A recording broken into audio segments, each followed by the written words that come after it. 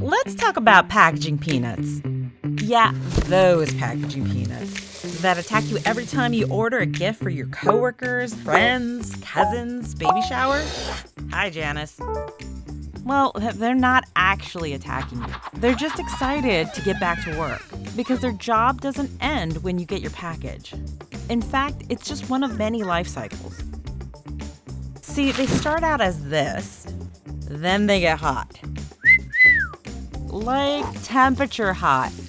Then squeeze into this. Aw, but they grow up fast and start working out so they can work hard because protecting your stuff is what they do best. From fragile to durable and everything in between, they get your package where it needs to go safely. Once you get your package, drop off your peanuts to any local packaging store where the store owner will use them to send packages again and again and again. No cleaning required. Oops, sorry.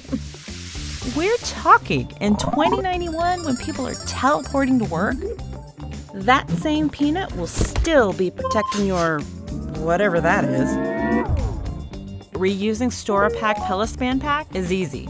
Recycle your peanuts at any packaging store, and they'll keep doing their thing, which is protecting your things.